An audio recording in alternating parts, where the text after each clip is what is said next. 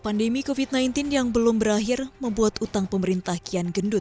Per Oktober 2021 saja, utang pemerintah telah mencapai Rp6.687,28 triliun. Utang itu setara dengan 39,69% dari produk domestik bruto. Sementara bila dibandingkan dengan posisi Oktober 2020, utang pemerintah kini meningkat Rp809,57 triliun.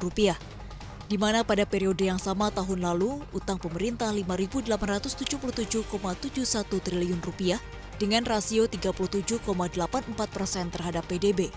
Dilihat dari kepemilikannya, utang pemerintah masih tetap didominasi dari penerbitan surat berharga negara dengan porsi 87,91% dan pinjaman baik dari dalam maupun luar negeri sebesar 12,09%. Meski utang naik, Kementerian Keuangan memastikan komposisi utang masih aman dan tetap terjaga untuk mendukung kegiatan extraordinary akibat COVID-19.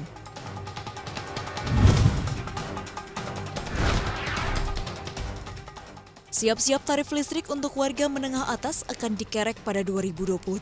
Kementerian Energi dan Sumber Daya Mineral (ESDM) telah bersepakat dengan Badan Anggaran DPR mengenai rencana diterapkannya kembali tarif listrik adjustment bagi pelanggan non-subsidi pada 2022. Setelah pemberlakuan tarif ini ditahan atau dihentikan sejak 2017 lalu. Direktur Jenderal Tenaga Listrikan Kementerian ESDM Rida Mulyana menyatakan penyesuaian akan dilakukan apabila pandemi COVID-19 membaik. Sebagai informasi, tarif adjustment akan dilakukan pada 13 golongan pelanggan non-subsidi PT PLN. Seharusnya tarif listrik bagi golongan ini bisa berfluktuasi alias naik atau turun. Setiap 3 bulan disesuaikan dengan setidaknya 3 faktor, yakni nilai tukar, harga minyak mentah, dan inflasi. Namun pemerintah menahan penerapan skema tarif adjustment sejak 2017 dengan alasan memerhatikan daya beli masyarakat yang masih rendah. Pemerintah pun memberi kompensasi pada PLN atas selisih biaya pokok penyediaan listrik.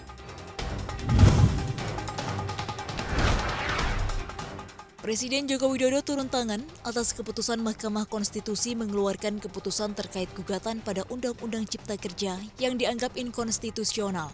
Jokowi menegaskan investasi tetap aman dan pemerintah terus berkomitmen menjalankan agenda reformasi struktural, deregulasi, dan debirokratisasi. Menurutnya, kepastian hukum dan dukungan pemerintah untuk kemudahan investasi akan terus berjalan. Sementara itu, Menko Perekonomian Erlangga Hartarto menyatakan operasional Lembaga Pengelola Investasi (LPI) tetap berjalan sesuai dengan keputusan MK. LPI sudah berjalan hampir setahun. Pemerintah juga telah memberikan suntikan modal Rp30 triliun secara tunai dan dalam bentuk pengalihan saham sebesar Rp45 triliun. Menurutnya, pengaturan LPI sebagai lembaga yang diberikan kewenangan khusus telah diatur dalam PP yang ditetapkan sebelum ada putusan MK.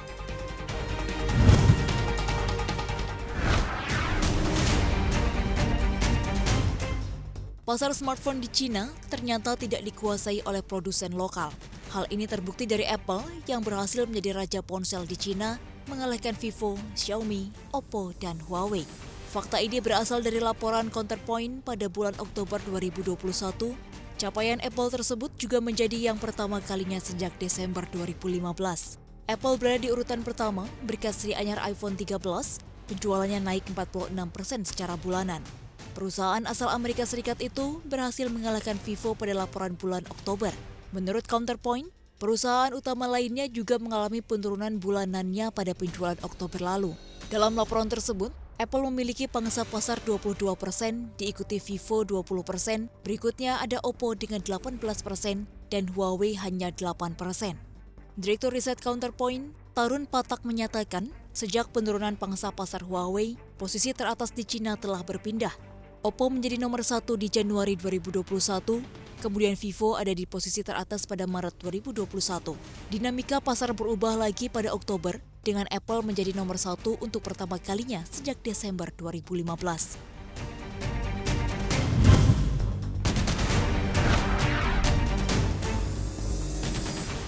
Sejak COVID-19 varian Omicron terdeteksi di wilayah Afrika, berbagai negara berlomba-lomba memperketat perbatasan, termasuk di antaranya sejumlah negara di Asia Tenggara yang turut melarang pendatang dari Afrika.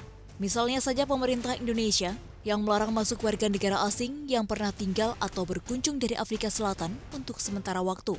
Larangan ini pun berlaku mulai Senin 29 November 2021. Tidak hanya itu, Indonesia juga menangguhkan sementara pemberian visa kunjungan dan visa tinggal terbatas bagi warga negara Afrika Selatan dan beberapa negara lain yang disebutkan sebelumnya. Negara lainnya yakni Singapura. Kementerian Kesehatan Singapura menyatakan aturan pembatasan baru itu akan berlangsung selama 1 bulan. Pihak berwenang juga akan terus memantau dan memperpanjang kebijakan itu jika perlu. Malaysia juga melarang masuk pendatang asing dengan riwayat perjalanan dari 7 negara Afrika untuk mencegah penyebaran COVID-19 varian Omicron.